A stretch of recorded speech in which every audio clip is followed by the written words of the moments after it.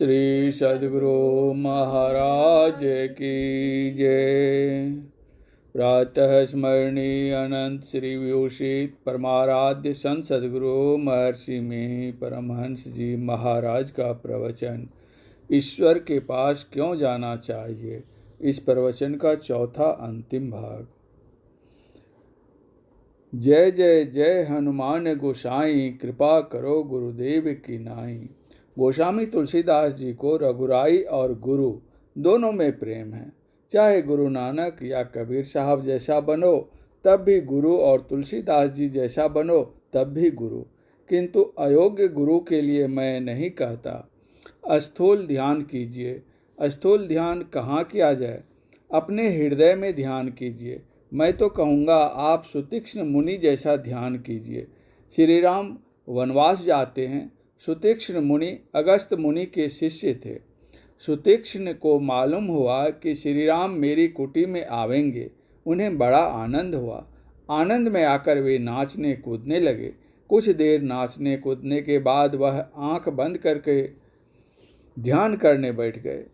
ध्यान करते करते वे इतना मग्न हो गए कि उनको बाहर का कुछ भी ख्याल नहीं रहा। श्री राम आए, वे उनको उठाते हैं, किंतु उनको पता नहीं कि श्री राम मुझे उठा रहे हैं। वे राम के स्थूल रूप का ध्यान कर रहे थे। भगवान ने उनके मन के उस रूप को बदल दिया जिस रूप का वह ध्यान कर रहे थे। रूप बदल जाने पर उनका ध्यान टूट गया और आंख खोलने पर श्री राम को अपने पास खड़ा पाया। यह ध्यान मुझको बहुत पसंद है। इतना ध्यान में गर्क हुआ कि बाहर का ख्याल ही कुछ नहीं रहा। बाहर के सब रूप छूटकर एक रूप रहा। सब शब्दों को छोड़कर एक शब्द का जप रखो। जप से विशेष ध्यान है। पूजा कोटि समं स्तोत्रं स्तोत्र कोटि समं जपः जाप कोटि समं ध्यानं ध्यान कोटि समो लयः। केवल एक स्थूल रूप रह गया और सब छूट गए। रूप में भी अंग प्रत्यंग पर ख्याल रहा, तब पूर्ण सिमटाव कहाँ हुआ? कोई भी रूप बनता है एक बिंदु से। रूप जगत का बीज बिंदु है। बिंदु को ही अनोरण्याम कहा है। बड़ा ते बड़ा, छोट ते छोटा। कबीर साहब ने कहा है कि इसी को अनोरण्याम महतो महियान उपनिषद में कहा है। बिंदु रूप से कोई छोटा नहीं हो सकता। ऐसा नहीं समझना चाहिए कि बिंदु रूप आ गया और भगवान का रूप छूट गया, किंतु नहीं, जो सर्वव्यापी है वह कहीं भाग नहीं सकता। स्थूल रूप से छूटकर बिंदु रूप में आ गए। बिंदु में पूर्ण सिमटाव होता है। सिमटाव में उधर्व गति होती है। इंद्रियों के घाटों को सूरत खींचकर ऊपर उठ जाएगी। यह दम का साधन होगा। दम के साधन में मन और इंद्रियों का संग संग साधन होता है। शम में केवल मन का साधन होता है। मनोनिग्रह के बिना समता नहीं आती। इसलिए यदि शम नहीं लेकर शम लो तो भी मनोनिग्रह करना होगा, किंतु ध्यान एक मानस बिंदु बनाकर नहीं करना होगा। बिंदु ध्यान के लिए दृष्टि का प्रयोग होना चाहिए, जिसके लिए कबीर साहब ने कहा, ज्यों सोई बीच डोरा रे। दृष्टि की धार जहाँ स्थिर होगी वही बिंदु का उदय हो जाएगा। यह ज्योतिर्मय शालिग्राम है। बिंदुनाद महालिंगम शिव शक्ति निकेतनम देहं शिवाल्यं प्रोक्तं सिद्धिदं सर्वदेहिनाम। बिंदुनाद महालिंगम विष्णु लक्ष्मी निकेतनम देहं विश्वाल्यं प्रोक्तं सिद्धिदं सर्वदेहिनाम। योग शिखोपनिषद। इस तरह बिंदु ध्यान करते करते साधक दमशील हो जाएगा। शम अर्थात मनोनिग्रह के लिए लिखा है कि न नाद सदृशो लय है। नाद बिंदु उपनिषद पढ़ो, उसमें है, नाद मदांध हाथी रूप चित्त को जो विषयों की आनंद वाटिका में विचरण करता है, रोकने के लिए तीव्र अंकुश का काम करता है। मृग रूपी चित्त को बांधने के लिए यह नाद जाल का काम करता है। समुद्र तरंग रूपी चित्त के लिए यह नाद तट का काम करता है।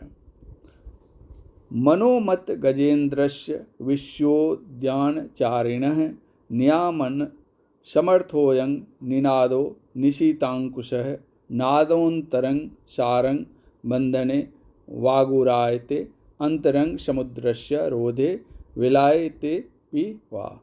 नाद बिंदु उपनिषद। बिंदु प्रकट होने पर नाद प्रकट होता है। नाद का अभ्यास शम का साधन है। ब्रह्म के दो रूप हैं, शब्द ब्रह्म और पर ब्रह्म। शब्द ब्रह्म परिब्रह्म भली विधि जानिए, पांच तत्व गुण तीनी मृषा करी मानिए। बुद्धिवंत सब संत कहें गुरु सोई रे, और ठौर शीस जाई भ्रमे जिनी कोई रे। संत सुंदरदास जी। यह नाद ब्रह्म की उपासना है, इससे ब्रह्म की प्राप्ति होती है। नाद ब्रह्म की उपासना से सूरत सब आवरणों को पार कर शम के स्वरूप का दर्शन करती है, तब उसको यथा लाभ संतोष क्यों नहीं होगा, और वह सबसे सरल छलहीन क्यों नहीं हो जाएगा। महात्मा गांधी जी के मरने पर इंग्लैंड के पादरी कहते थे कि बहुत सीधा होना भी खतरनाक है, किंतु हम लोग कहते हैं कि बहुत सीधा बनो।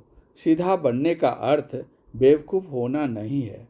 अपनी बुद्धि को मत त्यागो, सरल सीधा बनो। शबरी राम से न कुछ मांगती है और न कुछ राम उनको वरदान देते हैं, बल्कि वे कहते हैं सकल प्रकार भगति दृढ़ तोड़े। शबरी ने राम के सम्मुख की योगाग्नि में अपने शरीर को छोड़ दिया। योगाग्नि कोई बाहर की अग्नि नहीं है जिससे शरीर जल जाए। जो योग करता है उसके अंदर योग अग्नि प्रकट होती है, ब्रह्म ज्योति मिलती है। जहाँ शबरी गई वहाँ दशरथ नहीं गए थे, गिद्ध भी वहाँ नहीं जा सका था। वही भक्ति कीजिए। सगुण और निर्गुण दोनों भक्ति हो जाएगी। पहले निर्गुण भक्ति नहीं हो सकती है, पहले सगुण भक्ति है, फिर निर्गुण। मानस जप, मानस ध्यान स्थूल सगुण रूप उपासना है। बिंदु ध्यान सूक्ष्म सगुण रूप उपासना है। सार शब्द के अतिरिक्त और शब्दों का ध्यान सूक्ष्म सगुण अरूप उपासना है, और सार शब्द का ध्यान निर्गुण निराकार उपासना है। उपासना की यहाँ समाप्ति है। इसके लिए आपको झूठ, चोरी, नशा, हिंसा और व्यभिचार, इन पंच पापों से बचना होगा। नशा एक भी नहीं लेनी होगी, जर्दा भी नहीं लेना होगा।